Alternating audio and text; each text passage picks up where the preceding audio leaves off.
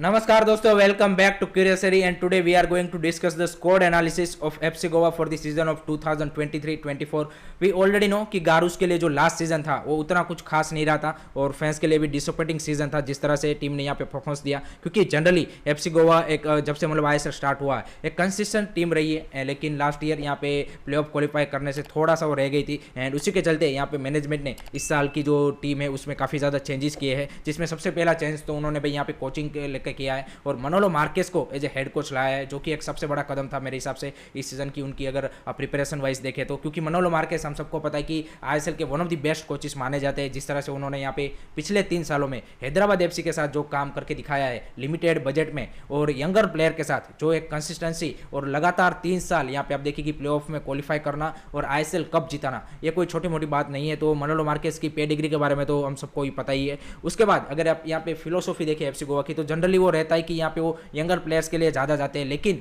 इस बार अगर आप उनकी फॉरेन या फिर इंडियन साइनिंग्स देखेंगे तो यहाँ पे जनरली उन्होंने यहाँ पे एक्सपीरियंस प्लेयर के साथ जाना सही समझा है और उसके अलावा यहाँ पे उनके जितने भी फॉरेनर्स थे उन सबको यहाँ पे उन्होंने इस बार रिलीज कर दिया है, सिवाय कि नोहा सदोई उनको एक कोई रिटेन किया गया है। अगर हम स्क्वाड एनालिसिस की शुरुआत करें तो यहाँ पे सबसे पहले बात करते हैं गोलकीपर से। तो गोलकीपर में उन्होंने यहाँ पे लास्ट ईयर के जो गोलकीपर थे उनके और इंडिया अंडर 17 जो 2017 में वर्ल्ड कप खेली थी उनके गोलकीपर यहाँ पे धीरज सिंह के साथ ही कंटिन्यू किया है इस सीजन भी। धीरज सिंह का भी अगर आप लास्ट ईयर का परफॉर्मेंस देखें तो उतना कुछ खास नहीं था, थोड़ा सा आउट ऑफ फॉर्म लगे थे, लेकिन इस सीजन जो उन्होंने दुरान कप के साथ शुरुआत की है वहाँ से वो प्रॉमिसिंग दिख रही है। तो आई थिंक कॉन्फिडेंस के लिए भी ज़रूरी था उनका and definitely he will be the first choice goalkeeper for this season for FC Goa. अगर बैकअप की बात करें तो बैकअप में यहाँ पे आपके पास एक यंग गोलकीपर है ऋतिक तिवारी, जिसको रिसेंटली इंडिया अंडर 23 के लिए कॉल अप आया था, तो वो भी एक प्रॉमिसिंग टैलेंट है। उसके साथ एक और यहाँ पे एक्सपीरियंस इंडियन गोलकीपर है अर्शदीप सिंह। तो ये यहाँ पे 2 गोलकीपर आपके बैकअप के लिए हो गए for the FC Goa in this season ISL. अगर उसके बाद डिफेंडर की बात करें तो डिफेंडर में भाई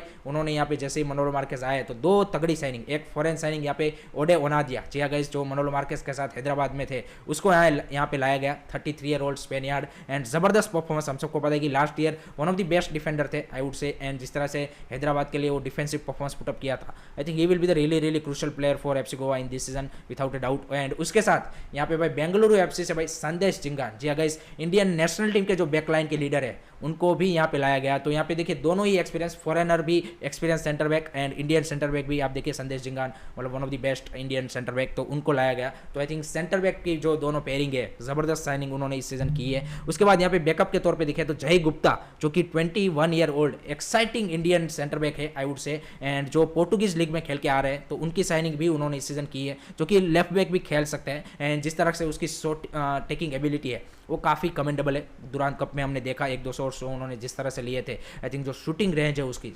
लाजवाब है एंड हाइट भी है बंदे में, सेट पीसेस में काफ़ी लिथल हो सकता है, तो उसको as a backup I think वो सेंटर बैक के तौर पे यूज़ कर सकते हैं। उसके अलावा यहाँ पे एज सच उन्होंने कोई सेंटर बैक में साइनिंग नहीं की है, लेकिन जो उनकी बी टीम है एफसी गोवा की उससे यहाँ पे बोल सकते हैं रेन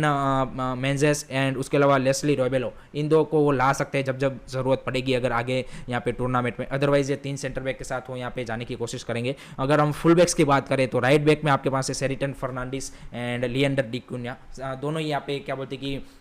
लिएंडर डी क्यून्या यहाँ पे यूथ रैंक से ही आते हैं एंड दोनों इंडियन एक्सपीरियंस आप बोल सकते हैं कि राइट बैक, एंड सेरिटन फर्नांडिस तो यहाँ पे कैप्टन भी थे, तो आई थिंक उसको ही यहाँ पे फर्स्ट चॉइस मेरे हिसाब से तो रखा जाएगा। लेफ्ट बैक की बात करें तो लेफ्ट बैक में भी आपके पास सेवियर गामा थे, उसके अलावा सेंसन परेना, ये दोनों थे एंड उसके ऊपर आपने नारायण दास की यहाँ पे साइनिंग की है, जो कि भी पहले यहाँ पे एफसी गोवा के लिए ऑलरेडी खेल चुके हैं, वो भी एक एक्सपीरियंस इंडियन फुल बैक है। तो सारे के सारे जो 5 के 5 फुल बैक्स है वो सारे के सारे यहाँ पे इंडियन फुल बैक्स है, तो वहाँ पे कोई उन्होंने एज सच कोई बड़ा साइनिंग यहाँ पे नहीं किया है, तो वो यहाँ पे काफ़ी ज़्यादा सेटल दिख रहे हैं। तो ओवरऑल अगर आप बैकलाइन देखेंगे एफसी गोवा की तो काफ़ी ज़्यादा एक strong experience and compact I would से कि बैकलाइन दिख रही है, जो कि यहाँ पे लंबे टाइम से आईएसएल में खेल रही है, तो that's the positive for the मनोलो Marquez I would से। अगर हम मिडफील्ड की बात करें तो मिडफील्ड बाय आई थिंक सबसे स्ट्रॉन्ग एरिया है आई वुड से फॉर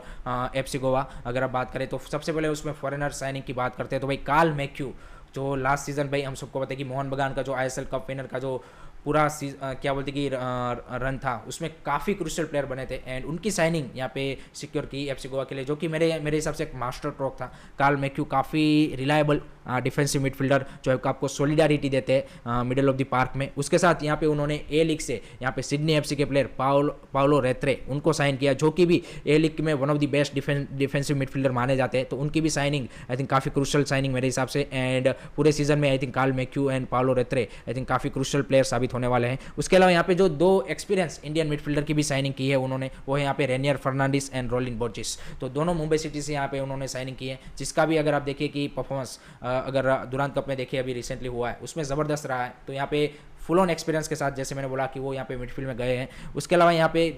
3-4 उनके पास यहाँ पे यंगर मिडफील्डर भी है, जो जिसमें आयुष देव छेत्री जो लास्ट सीजन भी थे उनकी एकेडमी के प्रोडक्ट है, तो उनका भी काफ़ी प्रॉमिसिंग टैलेंट है, जिसको भी इंडिया अंडर 23 में रिसेंटली कॉल आया था। तो वो भी एक बेहतरीन टैलेंट है आयुष देव छेत्री, एंड आई थिंक उसको भी इस सीजन और ज़्यादा मौका ज़रूर मिलेगा। उसके साथ यहाँ पे ब्राइसन फर्नांडिस है, जो कि एक अटैकिंग मिडफील्डर भी खेल सकते हैं, एंड वो भी एक यंगस्टर है एंड काफ़ी प्रॉमिसिंग टैलेंट है वो भी। एंड उसके अलावा मोहम्मद नेमिल है, जिसका भी लास्ट सीजन हम सबको पता है कि दुरान कप में अच्छा किया था, उसके बाद इंजर्ड हो गए थे तो नहीं कर पाए थे। इस बार भी आप देखिए दुरान कप में इंप्रेसिव दिखे एंड फॉर्चुनेटली इस बार इंजर्ड नहीं हुआ है, तो that's a great thing for Mohammad Nemil. तो आप देखिए एक्सपीरियंस एंड यहाँ पे यंगस्टर का काफ़ी अच्छा मिडफील्ड में मिक्सचर दिख रहा है। एंड अटैकिंग मिडफील्डर की बात करें तो यहाँ पे उनके पास 2 प्लेयर है। एक तो यहाँ पे ऑब्वियसली उनके कैप्टन यहाँ पे Brandon Fernandes, Indian national team के भी यहाँ पे काफ़ी क्रूशल प्लेयर है, तो उसको यहाँ पे डेफिनेटली उनका सीजन अगर आप देखिए लास्ट सीजन ब्रेंडन फर्नांडिस का काफ़ी बेहतरीन सीजन रहा था, जिस तरह से उसने परफॉर्मेंस दी थी, तो वो एक यहाँ पे क्रूशल प्लेयर है अटैकिंग मिडफील्डर के रोल में। एंड उसके साथ यहाँ पे ओडिशा एफसी के जो अटैकिंग मिडफील्डर थे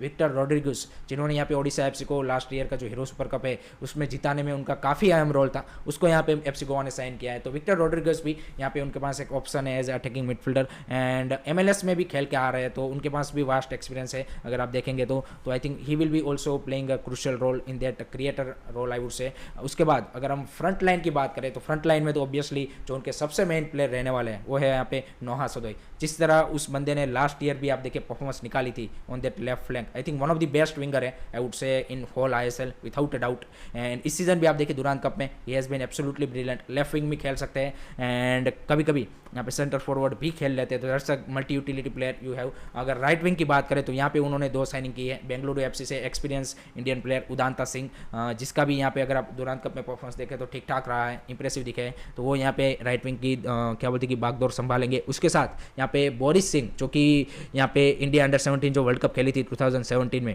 उसके प्लेयर रहे, एंड उनको यहाँ पे जमशेदपुर एफसी से साइन किया गया है। वो भी एक काफ़ी प्रोमिसिंग टैलेंट है मेरे को लगता है, जिस तरह से जमशेदपुर के लिए उनका लास्ट सीजन परफॉर्मेंस रहा था, आई think one of the best performance था उनकी ओर से, तो आई थिंक उनको ही भी इसलिए यहाँ पे मनोहर मार्केस ने सिक्योर किया है। अगर सेंटर फॉरवर्ड की बात करें तो यहाँ पे उन्होंने लाया है भाई कार्लोस मार्टिनेज फ्रॉम स्पेन। जी हाँ गाइस, स्पेन की यहाँ पे क्या बोलते कि 2nd 3rd डिवीजन में खेलने का एक्सपीरियंस है। 37 ईयर के यहाँ पे क्या बोलते 37 ईयर ओल्ड है ज़रूर, लेकिन यहाँ पे काफ़ी वास्ट एक्सपीरियंस है, and I think he will be the main man for the FC Goa in that front line also in terms of the goal scoring opportunity या फिर गोल स्कोरर। और उसके बैकअप में है यहाँ पे देवेंद्र मुरगावकर, जो कि सालगावकर एफसी के यहाँ पे यूथ एकेडमी से आते हैं and 24 year old, and Durand cup में भी इस बार यहाँ पे 2 मैच में 1 गोल 1 असिस्ट दिया है, तो he also will be really crucial in terms of the backup अगर आप देखें तो ओवरऑल अगर आप स्कोर देखें तो यहाँ पे काफ़ी अच्छा मिक्सचर है, यहाँ पे एक्सपीरियंस काफ़ी भरा पड़ा है, एंड उसके साथ यहाँ पे इंपॉर्टेंट पोजीशन पे आपके पास यूथ के लेवल पे भी बैकअप अच्छा है, डिफेंस में, मिडफील्ड में, अटैक में भी, तो आई थिंक ओवरऑल काफ़ी बैलेंस स्कोर लग रही है, and I would give 8.5 out of 10 to this score. अगर स्टार्टिंग 11 की बात करें, जो मेरी स्टार्टिंग 11 रहेगी for the FC Goa this season, I would put goalkeeper obviously Dheeraj Singh से मैं शुरुआत करना चाहूँगा। बैक लाइन में मेरी लेफ्ट बैक में रहेंगे सेवियर गामा, ऑब्वियसली वो स्टार्ट करेंगे, एक्सपीरियंस बंदा है, एंड उसके साथ सेंटर बैक पेयर रहेगी मेरी ओडे ओनादिया and Sandesh Jhingan, no discussion about there, and right back पे ऑब्वियसली शेरिटन फर्नांडिस के साथ मैं शुरुआत करना चाहूँगा। मिडफील्ड मेरी रहेगी यहाँ पे आयुष देव छेत्री, कार्ल मैथ्यू एंड क्या बोलते हैं कि ब्रेंडन फर्नांडिस, जिया गाइस मैं इस तीनों के साथ जाना चाहूँगा, एंड फ्रंट लाइन मेरी रहेगी Noah Sadaoui, Carlos Martinez and Boris Singh. जिया गाइस मैं उदांता से पहले बोरिस को रखना चाहूँगा, बंदे के पास एक्सप्लोजिव पेस है एंड एक एक्साइटिंग टैलेंट है, तो ये रहेगी मेरी starting 11 for the FC Goa this season, and that's it from my side guys regarding FC Goa squad analysis. I hope कि आपको वीडियो इन्फॉर्मेटिव लगा हो। Keep supporting Indian football, don't forget to like share subscribe curiosity. जय हिंद, जय भारत।